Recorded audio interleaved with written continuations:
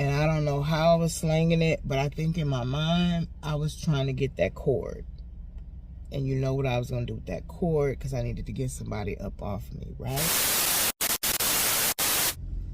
What up, what up, what up? Welcome back, welcome back, welcome back. Fabulous followers, I'm doing what I do best. Multitasking. Just left the visit. Just picked up my Walmart grocery order. I'm going to do a quick grocery haul when I make it to the crib. But this is a story time. This story time is about when I had to leave LA. Like, comment, subscribe, hit the notification bell, tell a friend to tell a friend, and come right back for this video. And you still gotta feel me. A house is a heart, I don't own no realty.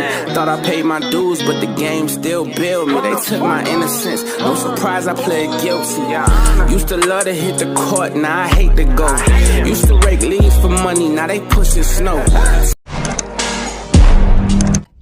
Alright, fabulous followers, let's get right into it so I can get these groceries home and put away. Put something on my stomach, and then it's back on the clock. So, I was living in Tennessee. I was doing work for the HIV group. I had been flown out to multiple cities in California, which is a largely populated area when you look at HIV research, work, etc. Because as we know, San Francisco kind of became the hub for Caucasian gay men, and Atlanta is kind of the hub for African American gay men, and then it all kind of builds from there. Not saying that those are the only people that contract HIV. As we know, women and children do too. Some children are born with it because of the mother being HIV positive. A lot of women became infected by untruthful partners, and so that's that story. So anyway, I enjoyed the work so much, but Tennessee was paying me pennies. So I applied for a position out in LA, and I got the position. And even though I should have been done with the relationship I was in, and my mom warned me not to have them come with me, they had the vehicle that was going to make it, right? And in some form, I still wanted this relationship. So we packed up her truck completely, even on top, and we drove from Tennessee to LA. The drive was amazing. The sights, the experiences, top notch. I loved, I think, Arizona and New Mexico the most, and I will be going back through there again.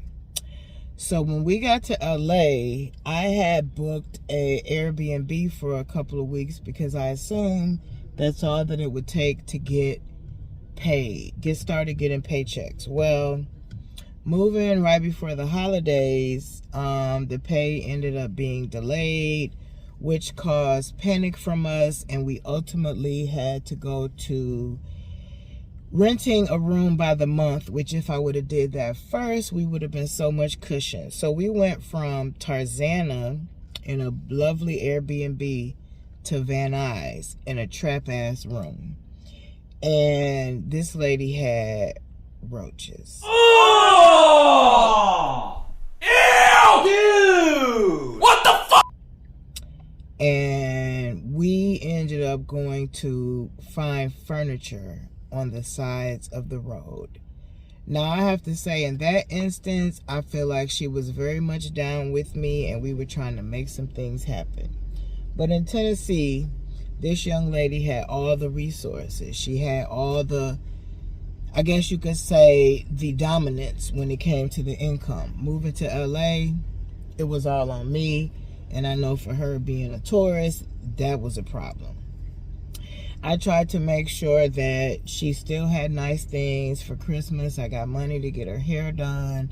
Tried to show her a nice time, even in our bad circumstances. But when the money gets tight and you're in a place you don't know, emotions get high. She found way too many ways and times to let me know that I wasn't enough, or she wasn't into me anymore, or things were changing, or she felt this way. She just became very derogatory towards me based on the situation. There's so many people in and out of this gas station looking at me. But anyway, so it all came to a head on New Year's Eve. We were both stressed out. We woke up that morning kind of not having dealt with each other the day before, maybe a couple of days before. And she was just coming at me real reckless, right? So I made the bad decision to FaceTime with a female who had been trying to entertain me. It was at this moment that he knew. He fucked up. The female was not attractive. I was not interested. I did it to be mean because of how she was making me feel like less than in this brief situation until the money started flowing. So when I made the decision to call the young lady, she punched me so hard in my face, glasses flew off, phone dropped, and I was pissed. So I went to looking for my phone so I could just leave the room. And one of the things I've learned consistently, if you've read my books, women don't want you to leave. No matter how helpful that can be to take a pause, they ain't trying to do that. So the next thing I knew, y'all, this young lady was coming at me. I think it was some pushing and shoving. A lot of things I feel like I kind of blacked out on because it was just that traumatic. Long story short, she ended up with the iron. And when she came at me with that iron, I knew my life was at risk. I knew that if I got hit the wrong way with that iron in my head, I could be a goner. So the scuffle ensued until I got possession of the iron. And I don't know how I was slinging it, but I think in my mind, I was trying to get that cord. And you know what I was going to do with that cord, because I needed to get somebody up off me, right? The lady whose home it was heard the situation going on. She came in the room and immediately called 911. At that point, I knew this was getting ready to be a Missouri type flashback, and I just wanted to leave. I did not have the car. My ex had the car, so I had to leave on foot. I had blood on my shirt, just a t-shirt. I don't know if it was from her, from me at that time.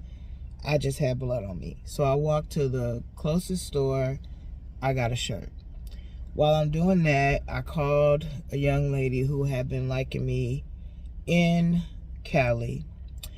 She was on her way to a party with her girlfriend, but she came and got me, took me to a store, got some stuff at the store, took me to a hotel. I got the hotel room. I stayed in the hotel crying, distraught. Do I leave here, leave my job? I was so embarrassed because I'm working for a treatment center. When I called them, let them know it was domestic violence, they was all about protecting me.